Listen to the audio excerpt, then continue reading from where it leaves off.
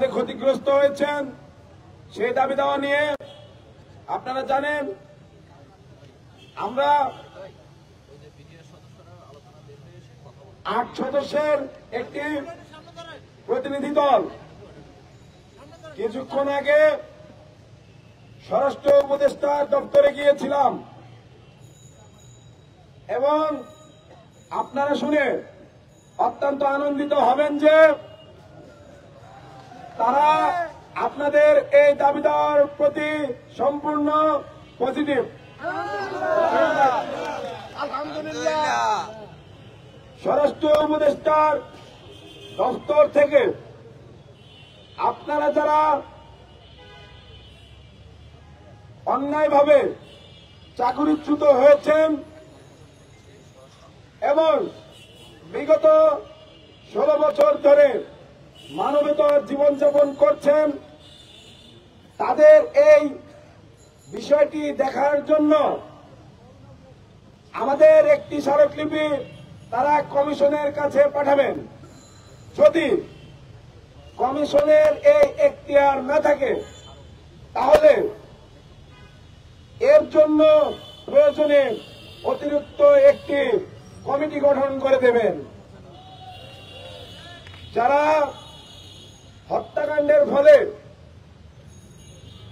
বিভিন্নভাবে সাজাপ্রাপ্ত হয়েছেন তাদের বিষয় নিয়ে সঠিক তদন্ত রিপোর্ট দেওয়ার জন্য এই কমিশন কাজ করতে প্রতিশ্রুতিবদ্ধ।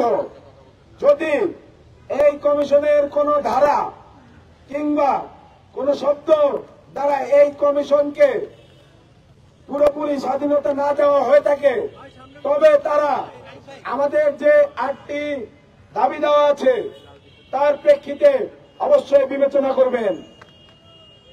এবং আরেকটি বিষয়, আমরা ছাত্র প্রতিনিধি সহ যেই প্রতিনিধি দলটি গিয়েছিলাম তাদের সাথে স্বরাষ্ট্র উপদেষ্টা নিজে আগামী সোমবার এই বিষয়গুলো নিয়ে পরিপূর্ণভাবে কথা বলবেন এবং সেই পর্যন্ত তিনি আপনাদেরকে ধৈর্য ধারণ করার আহ্বান জানিয়েছেন।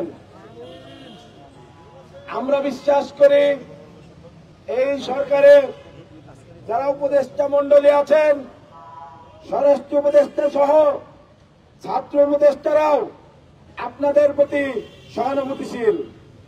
একই সাথে বৈষম্য বিরোধী ছাত্র আন্দোলনের হাসনাত আব্দুল্লাহ থেকে শুরু করে প্রত্যেক নেতৃবৃন্দ আপনাদের সাথে সংহতি প্রকাশ করেছেন। আমরা এখন এই মুহূর্তে যেহেতু জনদুর্ভোগ হচ্ছে আমরা এই স্থান ত্যাগ করে শহীদ মিনারে গিয়ে একত্রিত হব এবং আমরা আগামী সোমবারে সরাসরি স্বরাষ্ট্র উপদেষ্টার কাছ থেকে আমরা এই আদ্যপান্ত আপডেট নিব। মাধ্যমে চাই আমরা। ধন্যবাদ সকলকে। সাংবাদিকদের সামনে চাই সোমবার পর্যন্ত কি আপনাদের অবস্থান থাকবে? এটি পরবর্তীতে জানিয়ে দেওয়া হবে। এখন আপাতত প্রত্যেকে শহীদ মিনারে যাবেন। ধন্যবাদ।